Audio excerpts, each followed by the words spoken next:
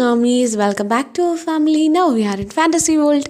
നമ്മളിന്ന് നോക്കാൻ പോകുന്നത് ഗലാട്ട കല്യാണം മിനി സീരീസിന്റെ 5ാമത്തെ എപ്പിസോഡാണ്. സോ ബാക്കി എപ്പിസോഡുകൾ കാണാത്തവരാണെങ്കിൽ പോയി കണ്ടിട്ട് വരാടാ, എന്നാലേ നിങ്ങൾക്ക് കഥ മനസ്സിലാവും.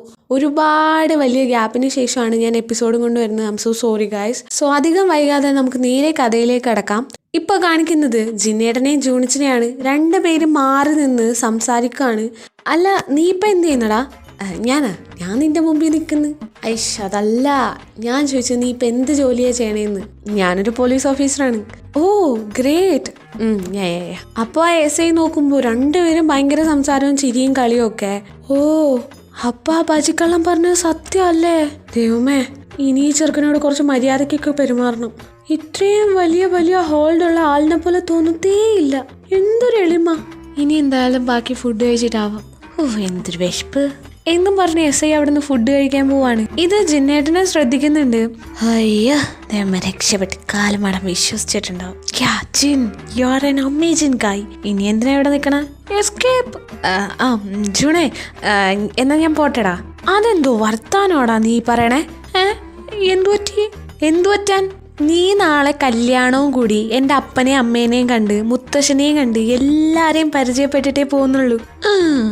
അപ്പൊ ഞാനൊരു രാജ്യം മുഴുവനും പരിചയപ്പെടണമെന്നാ നീ പറയണേ? എന്താടാ, എന്തു പറ്റി? എന്തോ ആലോചിക്കുന്നുണ്ട്? ഒന്നുമില്ലളിയാ. എൻ്റെ ദൈവമേ, ഒരു രാജ്യം വേണമെങ്കിലും പരിചയപ്പെടാം. പക്ഷെ ഇവന്റെ കുടുംബം ഞാൻ എങ്ങനെ പരിചയപ്പെടാനാണ്? അയ്യോ അതൊന്നും പറ്റൂല. ഹേ ജിൻ, യു തിങ്ക് അബൌട്ട് ഇറ്റ്. നീ ഒരു അമേസിൻ ഗൈയാ. നിനക്ക് എന്തായാലും ഒരു ഐഡിയ കിട്ടും. അങ്ങോട്ട് ആലോചിക്കും. അത് പറ്റൂല. ഉണ്ടോ ഇനിയിപ്പോ എന്താ പറയോ? കിട്ടിപ്പോയി. ജോലി ഉണ്ടടാ എനിക്ക്. അത് സാരമില്ല, ഞാൻ കമ്മീഷണറെ വിളിച്ച് പറഞ്ഞോളാം. കമ്മീഷണറാ? എന്തിനി? ഞാൻ പറഞ്ഞോളാം. നീ വെറുതെ ബുദ്ധിമുട്ടുണ്ടടാ. അപ്പൊ നാളെ അല്ലേ നീ പോകുന്നുള്ളൂ? പിന്നെ നാളെ പോകുന്നുള്ളൂ.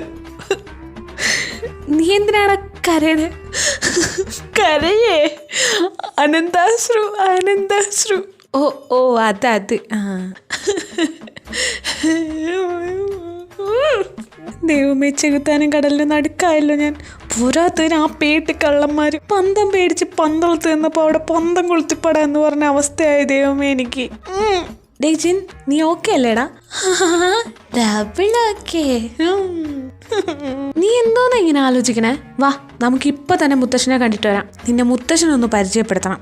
പിന്നെ നിനക്ക് വച്ചടി കയറ്റമായിരിക്കും. അയ്യോ അതൊന്നും വേണ്ട. വേണം. അയ്യോ പരിചയപ്പെട്ട പിന്നെ കയറ്റമായിരിക്കില്ല, ഫുൾ ഇറക്കമായിരിക്കും. എന്തേലും ഐഡിയ കണ്ടുപിടി ജിൻ, ഐഡിയ കണ്ടുപിടി. വാടാ. നിനക്കെന്നെ മനസ്സിലായതല്ലേ? എന്നാ എൻ്റെ പേര് പറയും നോക്കട്ടെ. ഒരു പേരിലൊക്കെ എന്തിരിക്കുന്ന അളിയാ, നീ ഇങ്ങോട്ട് വാടാ എന്നും പറഞ്ഞ് ജിന്നേട്ടൻ്റെ കൈ പിടിച്ച് വലിച്ചെടുത്തോണ്ട് പോവാണ് ചോയ് മുത്തശ്ശനെ തേടി. ഇതിനിടയിൽ വെച്ച് റെസ്റ്റ് റൂമിൽ പോവാനാണെന്ന് പറഞ്ഞ് സാറ അവളുടെ റൂമിലേക്ക് പോയിട്ടുണ്ടായിരുന്നു. ഇവിടെ ജൂണിച്ചനാണെങ്കിൽ കുറേ പുളുവടിച്ചാണ് പോകുന്നത്. അവിടെ അങ്ങനെ കട്ട് ചെയ്യുകയാണ്.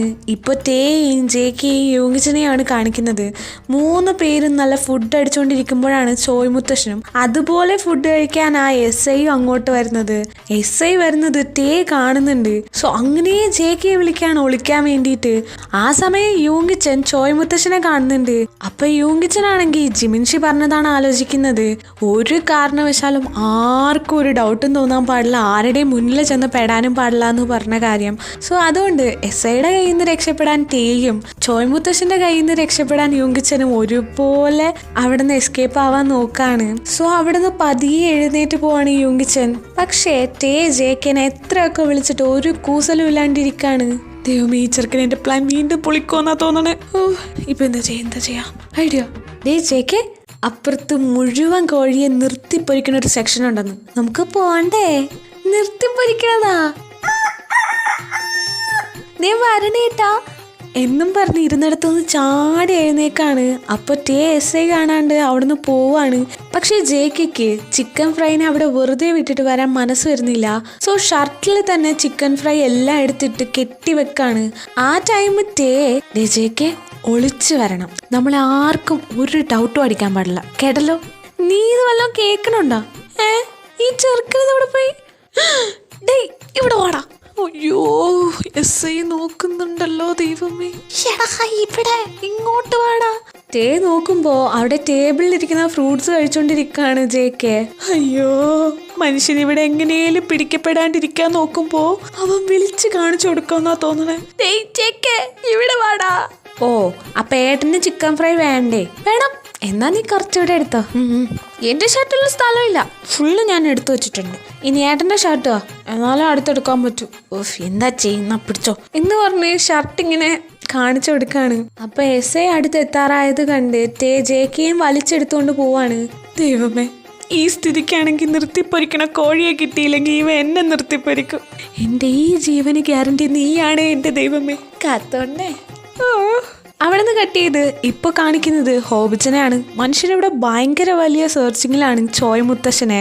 അപ്പോൾ ആ ടൈമില് അവിടെ ഗ്രീൻ ആപ്പിൾ വെച്ച് നല്ല ട്രയാങ്കിൾ ഷേപ്പിൽ ഡെക്കറേറ്റ് ചെയ്ത് വച്ചേക്കുന്നതിലേക്ക് കണ്ടു പോവാണ് ഹോബിച്ചന്റെ. ഹായ് ആപ്പിൾ, അതും നല്ല ഗ്രീൻ ആപ്പിൾ.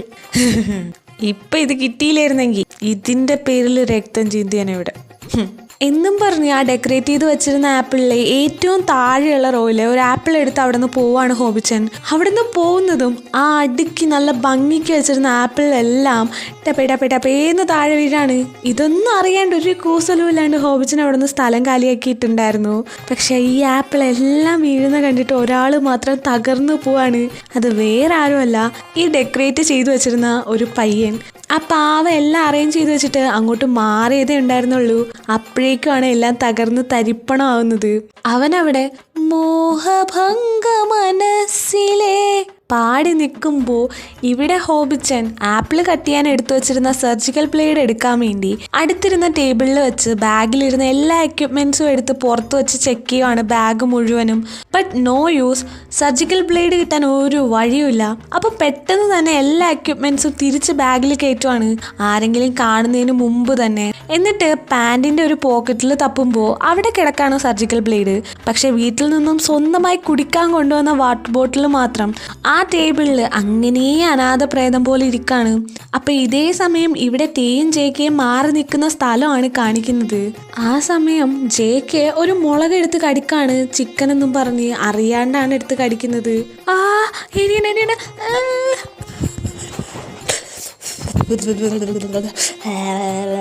എന്താടാ വല്ല പാറ്റിയും കയറിപ്പോയാ? എന്നും പറഞ്ഞ് അവിടെ നിന്ന് ഇറങ്ങി ഓടി ഹോബിച്ചൻ ടേബിളിൽ വെച്ചിട്ട് പോയ അതേ ബോട്ടിലെടുത്ത് അതിൽ നിന്ന് വെള്ളം കുടിക്കാണ്. ഹൈഷ്, ഈ ചെറുക്കനെ കൊണ്ട് അതിന്റെ കൂടെ ഇരുന്ന മുളകും എടുത്ത് കയറ്റിയിട്ട് ഓടണുണ്ടില്ലേ. ദൈവമേ, ആ പോലീസ് എങ്ങാണോ അവനെ കണ്ടാ പിന്നെ എല്ലാം തീർന്നത് തന്നെ. അയ്യോ എന്നും പറഞ്ഞ് JKയുടെ പുറകെ ഓടുകയാണ്. വെള്ളം കുടിച്ചാ പോവാം. ഏട്ടാ നമുക്ക് ഈ സ്ഥലത്തിരിക്കണ എല്ലാ വെള്ളം വീട്ടിലോട്ട് കൊണ്ടുപോയാലോ? പോവാം. വേറെ ഒന്നും എടുക്കാൻ കണ്ടില്ല അവന്. അല്ലടാ മോനെ, ഇന്ന് തന്നെ വേണോ? വേണം. ദൈവമേ, ചെറുക്കൻ ഇതെന്താ പറ്റിയ എന്നും പറഞ്ഞ് ചുറ്റും നോക്കുമ്പോ അതാ SI വരുന്നു.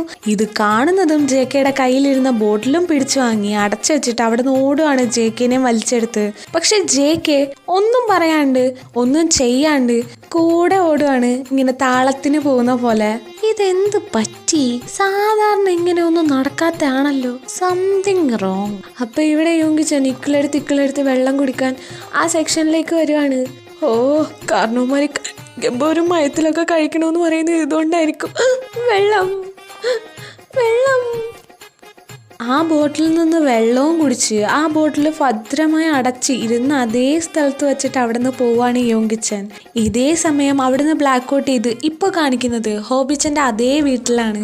അവിടേക്ക് ഇപ്പോ ഒരാൾ കൂനി പിടിച്ച് കയറി വരാണ്. നടക്കാൻ ബുദ്ധിമുട്ടായതുകൊണ്ട് വേറൊരാൾ കൈ പിടിച്ചിട്ടുണ്ട്. തലയിലും കയ്യിലും മുഖത്തും ഒക്കെ ഓരോ കെട്ടും പാടും ഒക്കെ ഉണ്ട്. ഒരു കൈ പ്ലാസ്റ്റർ ഇട്ട് വെച്ചേക്കുവാണ്. പതിയെ അങ്ങനെ അവന്റെ ഒരു ഒടുക്കത്തെ കണ്ടുപിടുത്തം. അവന്മാരെ വെറുതെ വിട്ടത് ആരുടെയോ ഭാഗ്യം. ഇനി ഞാൻ എന്ത് ചെയ്തിട്ടാടാ? ആ മരത്തിലെ ഹോബി ഞാൻ പച്ച വയ്ക്കാൻ പറഞ്ഞെടുത്ത് ചുവപ്പ് വയ്ക്കാൻ പറഞ്ഞെടുത്ത് പച്ചയും വച്ചത് ഞാൻ അറിഞ്ഞ. അവിടെ ചെന്ന് എല്ലാം കുത്തി സ്വിച്ച് ഒന്ന് ഓൺ ആക്കിയതേ എനിക്ക് ഓർമ്മയുള്ളൂ. പിന്നെ ഒരു പൊട്ടലും ചീറ്റലും പുകയും, അത്ര മാത്രമേ ഞാൻ കണ്ടുള്ളൂ. അതിനാണല്ലോ നിന്റെ മുക്കാ ഭാഗം എല്ലാം അവന്മാർ ഊരിയെടുത്തത്. അല്ലടാ ബാങ്ചാ, ഇതെല്ലാം ചെയ്തു വെച്ചില്ല അവനെവിടെ? അതും ശരിയാണല്ലോ. ഡാ ഹോബി, ഡേയ് ഡാ മരത്തലയാ, നീ എവിടെ? ദൈവമേ, ഇന്ന് ആരുടെ നെഞ്ചത്തോട്ട് കയറാൻ പോയതാണോ? എന്തായാലും ഒരു കേടുപാടും ഉണ്ടാവാണ്ടെങ്കിൽ എത്തിക്കോളും. അതെ, എല്ലാം കഴിഞ്ഞു വരുമ്പോ കേടുപാടുണ്ടായവര് നിന്റെ കേടെല്ലാം കൂടി അടിച്ചളക്കും. അത് ശരിയാണല്ലോ.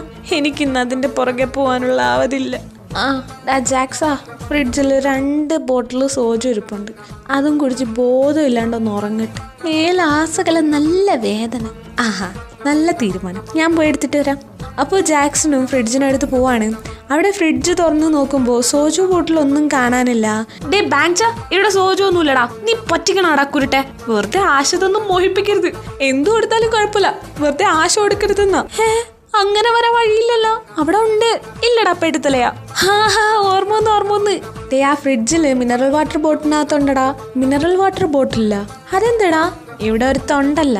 അവന് ഈ ശീലം തുടങ്ങിയ. ചേച്ചേ, ഇവന് ഗ്ലാസ് ബോട്ടിൽ കണ്ടാ പിന്നെ അത് അടിച്ചു പൊട്ടിച്ച് കളയണം. ഇല്ലെങ്കിൽ അവനൊരു സമാധാനം കാണൂല.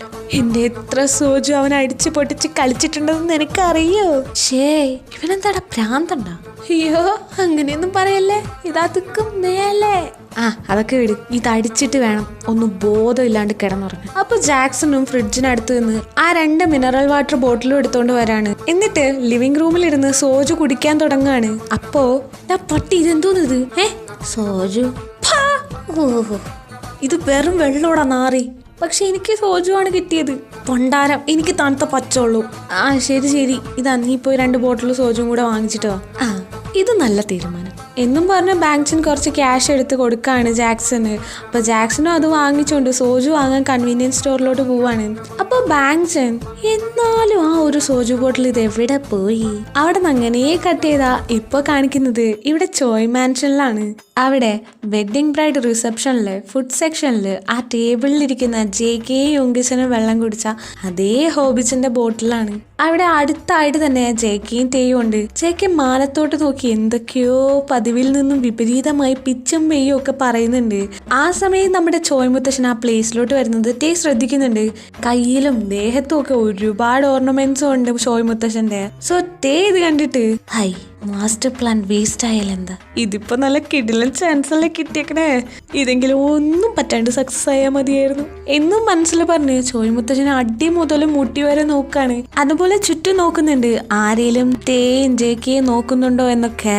അപ്പൊ ചോയ് മുത്തശ്ശൻ അവിടെ നിന്ന് എന്തോ ആവശ്യത്തിന് റൂമിലേക്ക് പോവാണ്. അപ്പൊ തേയും JKയും കൊണ്ട് ചോയ് മുത്തശ്ശന്റെ പുറകെ തന്നെ പോകുന്നുണ്ട്. ആ പോകുന്ന വഴിക്കെല്ലാം JK കഷ്ടപ്പെട്ടാണ് കൊണ്ടുപോകുന്നത്. അവിടെ റിസപ്ഷൻ സെക്ഷൻ കഴിഞ്ഞ് ലിവിംഗ് റൂമിൽ കയറുന്നതും തേയുടെ കണ്ണ് തള്ളാണ്. ഇതെന്തോന്നു, വീടാ അതാ കൊട്ടാരോ? ഇതൊക്കെ വീടാണെന്ന് പറയുന്നവന്റെ തലക്കിട്ട് കൊടുക്കണം. ഇതാണ് വീടെങ്കിൽ അപ്പം ഞങ്ങളുടെയൊക്കെ വീട് എന്തോന്നു, പശുത്തൊഴുത്താ? ഒരു റൂമിൽ നിന്നും മറ്റേതിലേക്ക് പോകാൻ വല്ല ഓട്ടയും വിളിക്കേണ്ടി വരുമെന്നാ തോന്നണേ. ഈ ചെറുക്കെന്തോ നീ ഇതിന്റെ ഇടയിൽ കാണിക്കണേ. JK ഇങ്ങോട്ട് പാടാം എന്നും പറഞ്ഞ വേറെ റോഡിലൂടെ പോണ JKയും പിടിച്ച് നേരെ ചോയ് മുത്തശ്ശനെ ഫോളോ ചെയ്ത് പോവാണ്. ഫൈനലി ഒരു വലിയ കഷ്ടപ്പാടും കഴിഞ്ഞ് നേരെ ചോയ് മുത്തശ്ശന്റെ റൂമിലേക്ക് കയറാണ്. മുത്തശ്ശന്റെ പുറകെ തന്നെ തേയും JKയും ആ റൂമിലേക്ക് കയറുന്നുണ്ട്. ആ സമയം ചോയ് മുത്തശ്ശൻ നേരെ കയ്യിലിരുന്ന കുറച്ച് ക്യാഷ് വെക്കാൻ വേണ്ടി റൂമിലെ കബോർഡ് തുറക്കാണ്. അപ്പൊ ഇത് കണ്ടിട്ട് തേയുടെ കണ്ണ് വൈഡായി ഓപ്പൺ ആവുകയാണ്. കാരണം ആ കബോർഡിനകത്ത് അതിനും മാത്രമുള്ള ഓർണമെന്റ്സും ക്യാഷും അങ്ങനെ ഒരുപാടുണ്ട്. സോ ഇതൊക്കെ കണ്ട് കണ്ണും തള്ളി ആ കബോർഡിന്റെ ഡോർ സൈഡിൽ വന്ന് നിൽക്കാനട്ടെ. ഇതേ സമയം ഡോർ എവിടെയോ സ്റ്റക്കായി നല്ല ഫോഴ്സിൽ ഒന്നുകൂടി തുറക്കാണ് ചോയ് മുത്തശ്ശൻ. അത്യാവശ്യം നല്ല സ്പീഡിൽ തുറക്കുന്നതുകൊണ്ട് തന്നെ അത് നല്ല ഫോഴ്സിൽ തേയുടെ മൂക്കിൽ വന്ന് അടിക്കുന്നുണ്ട്. എന്തോ ഒന്നില് തട്ടി എന്ന് ചോയ് മുത്തശ്ശന് ഫീൽ ആവുന്നുണ്ട്. ബട്ട് അതങ്ങ് ഇഗ്നോർ ചെയ്യാണ്. അപ്പൊ ആ കബോർഡിന്റെ ഡോറ് ക്ലോസ് ചെയ്തിട്ട് നേരെ തിരിയാണ്. അപ്പോഴേക്കും JKനെ തൊട്ടപ്പുറത്ത് നിർത്തിയിട്ട് തേ ഒരു വലിയ സ്റ്റിക്ക് എടുത്ത് ചോയ് മുത്തശ്ശനെ അടിക്കാൻ വരാണ്. ആ സമയമാണ് ചോയ് മുത്തശ്ശൻ തിരിഞ്ഞു നോക്കുന്നത്. സോ അങ്ങനെ സ്റ്റക്കായി അതേ പോസിൽ നിൽക്കാണ്. തേയുടെ കണ്ണ് വൈഡായി ഓപ്പൺ ആവുന്നുണ്ട്. അപ്പൊ ചോയ് മുത്തശ്ശൻ, ഹേയ് ദൈവമേ, നീ എന്നെ വീണ്ടും ചതിച്ച. വീണ്ടും എനിക്ക് ഇടി തന്നല്ലേ? ഡേ, നിനക്ക് സുഖം തന്നെയാടാ. ഇതെന്തോ നീ കോലൊക്കെ? കോലോ മാറാല? അയ്യോ എളിമ, അപ്പനെ പോലെ തന്നല്ലേ മക്കളും. ആ കോല അവിടെ വച്ച മക്കളെ, ജോലിക്കാരതൊക്കെ ചെയ്തോളും. അല്ല മുത്തശ്ശന് ഞാൻ ആരാന്ന് മനസ്സിലായോ? പിന്നെ നമ്മുടെ ഹാജുവിന്റെ മോനെ ഞാൻ മറക്കോ? ദേ ഇത്ര ഉള്ളപ്പോ കണ്ടതാ. നീ അങ്ങ് പന പോലെ വളർന്നല്ലോ. മക്കൾക്ക് എത്ര ഹൈറ്റ് ഉണ്ട്?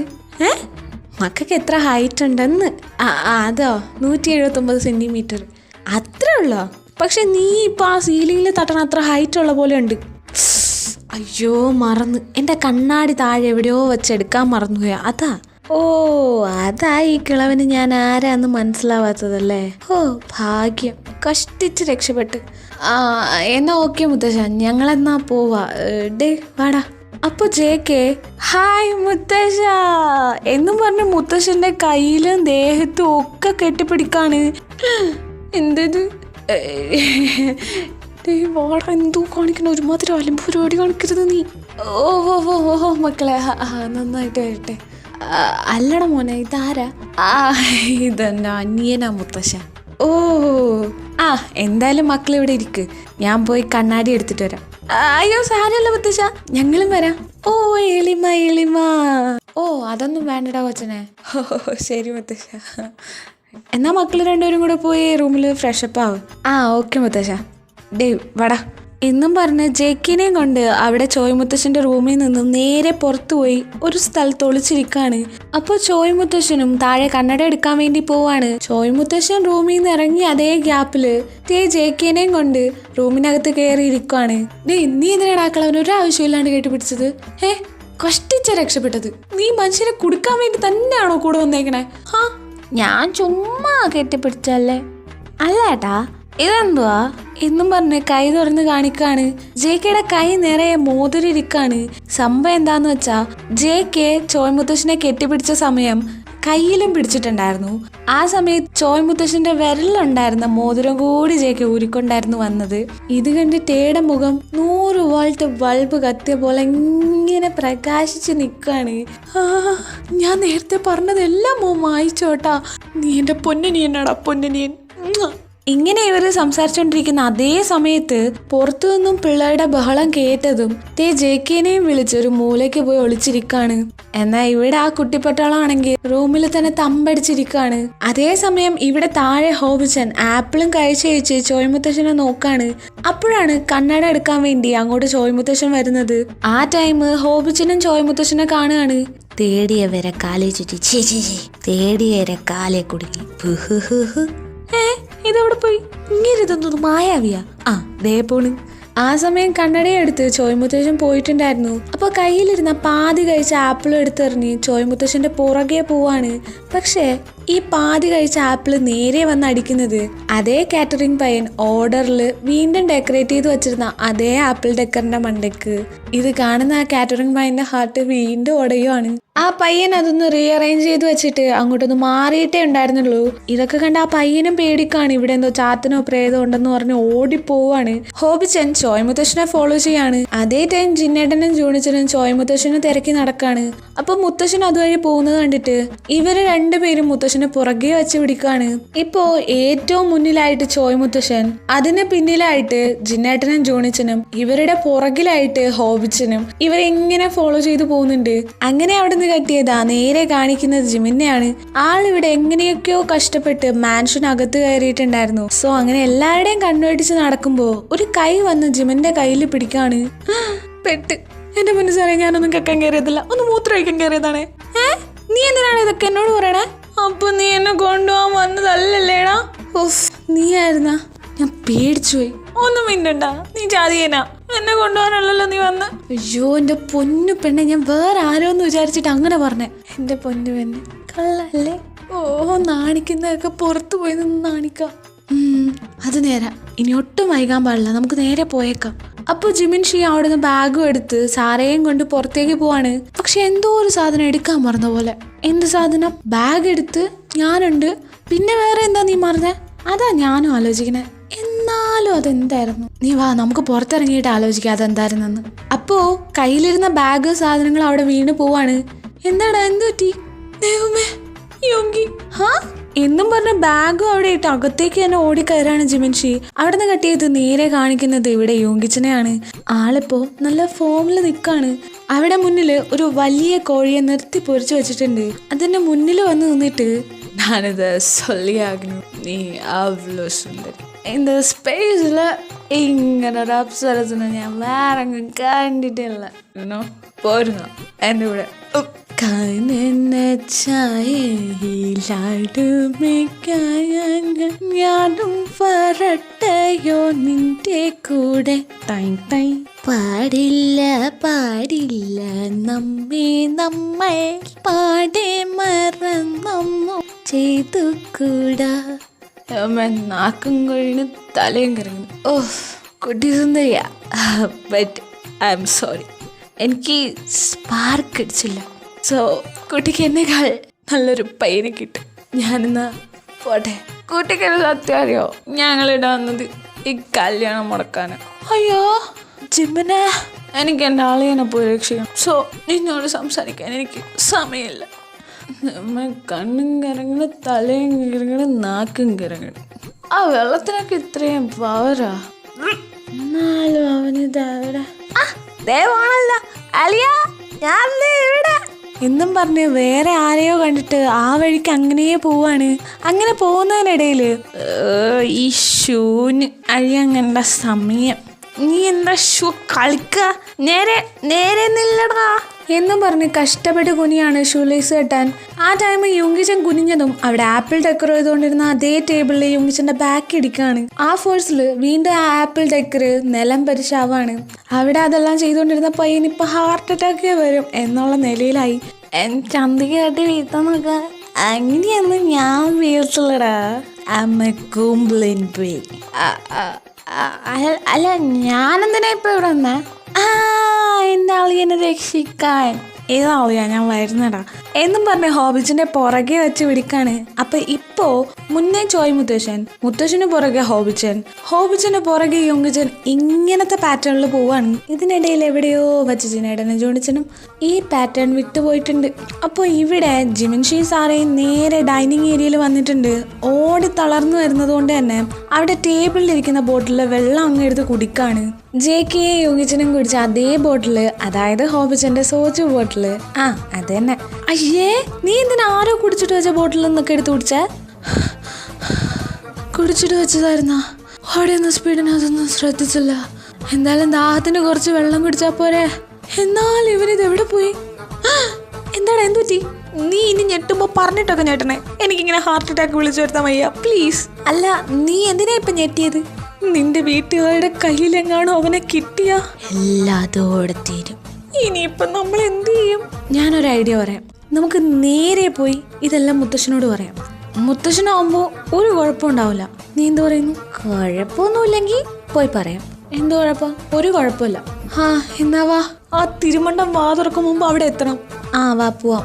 പിന്നെ കല്യാണം കഴിഞ്ഞ് നീ ഇതുപോലെ ആരെങ്കിലും കുടിച്ച് ബാക്കി വെച്ച വെള്ളം കുടിച്ചാൽ പിന്നെ നീ 3 മാസത്തേക്ക് കൗച്ചിൽ കിടന്നോണം കേട്ടല്ലോ. സാറ് അതും പറഞ്ഞ് അവിടെ നിന്ന് അങ്ങനെ പോവാണ്. ഇതെന്തോന്നു തേങ്ങ. ജിമിന, നിനക്ക് ഇവിടെ തന്നെ വേണോ? ഇവിടെ നിന്ന് ഓടിപ്പോയാലോ? ഒട്ടും താമസിച്ചിട്ടില്ലടോ. ഓടിയാലോ? ഇവിടെ നിന്ന് അങ്ങനെ ഓടിയാ നീ രക്ഷപ്പെട്ട്. എന്താ പറഞ്ഞില്ലേ? വരണ്. ദൈവമേ, ഇവക്കൊരു പേടിയുമില്ലേ? നിന്റെ അന്ത്യം ഇവളുടെ കൈ കൊണ്ട് എന്നെ ആയിരിക്കൂടെ എന്നും പറഞ്ഞ് സാറയുടെ പുറകെ പോവാണ്. ഇതേ സമയം ഇവിടെ ജിന്നേട്ടനും ആരമ്പും ചോയമുത്തശ്ശനെ തപ്പി നടക്കാണ്. ഈ മുത്തശ്ശന് ഇത് എവിടെ പോയി? ഇപ്പൊ ഇവിടെ നിക്കണ കണ്ടതല്ലേ? കണ്ടില്ലെങ്കിൽ വേണ്ട, അത് കുഴപ്പമില്ല. നമുക്ക് നാളെ ആയാലും പരിചയപ്പെടാലോ. അത് ശരിയാവില്ല. നിന്നെ ഞാൻ ഇന്ന് തന്നെ മുത്തശ്ശന് പരിചയപ്പെടുത്തി കൊടുക്കും. ഇനി നീ ഇന്ന് പോയാ പിന്നെ എന്നാ പൊങ്ങണതെന്ന് അറിയാൻ പറ്റില്ലല്ലോ. പ്ലാനിങ്. അയ്യോ ഞാൻ ചത്തേ. ഇതില് തേയും നമ്മുടെ ജിന്നേട്ടന് എന്തുകൊണ്ടാ ഇങ്ങനെ പേടിക്കുന്നതെന്ന് വെച്ച് കഴിഞ്ഞാൽ നമ്മുടെ ചോയ്മുത്തശ്ശന് ആ നാട്ടിലുള്ള എല്ലാരെയും, ഒട്ടുമിക്ക എല്ലാരെയും അറിയാം. സോ അതുകൊണ്ടാണ് ഈ പേടി. അല്ല ആന്റി, മുത്തശ്ശനെ കണ്ടായിരുന്നോ? അച്ഛൻ ഇപ്പൊ അങ്ങോട്ട് റൂമിലേക്ക് പോയതേ ഉള്ളൂടാ. Thanks aunty. ഇതിന്റെ ഫ്രണ്ട് ജിന്ന് കല്യാണം കൂടാൻ വന്നതാ. ജിന്നല്ല, വടയക്ഷി. ഇവൻ ആരടാ കല്യാണ വീട്ടില് പിന്നെ മരണാനന്തര ചടങ്ങ് കൂടാൻ പറ്റൂ? ഞാൻ ഇവിടെ വന്ന കാര്യം ഇവന്റെ അടുത്ത് നിന്ന് എങ്ങനെ നടത്തും? 2 കള്ളന്മാര് ഇവിടെ ഇല്ലെങ്കിൽ പിന്നെ എവിടെ ആയിരിക്കും? ദൈവമേ, ഈ വീട്ടിൽ തന്നെ ഉണ്ടാവണേ. എനിക്ക് അവന്മാരെ പിടിക്കാനും പറ്റണേ. അയ്യോ. അപ്പോഴേക്ക് ആരമ്മ ജിന്നേട്ടനെ വലിച്ചെടുത്ത് അവിടുന്ന് കൊണ്ടുപോയിട്ടുണ്ടായിരുന്നു. ഇപ്പോ ഏറ്റവും മുന്നിൽ ചോയ്മുത്തശ്ശൻ, അതിന് തൊട്ടു പുറകിലായിട്ട് ഹോബിച്ചൻ, അതിനും പുറകിലായിട്ട് യുങ്കിച്ചന്റെയും പുറകിലായിട്ട് ജിമിൻഷിയും സാറയും, അതിനൊക്കെ ഒടുവിൽ ജിന്നേട്ടനും ജൂണിച്ചനും ഈ പാറ്റേണിലാണ് പൊയ്ക്കൊണ്ടിരിക്കുന്നത്. ഇതേ സമയം ഈ മാൻഷനിലെ മറ്റൊരിടത്ത് മറ്റൊരു കില്ലറെ കയറിയിട്ടുണ്ടായിരുന്നു. To be continued. അടുത്ത നല്ലൊരു FFI വരുന്നവരേക്കും bye, take care. Love you so much. ബുക്ഷിപ്പോ.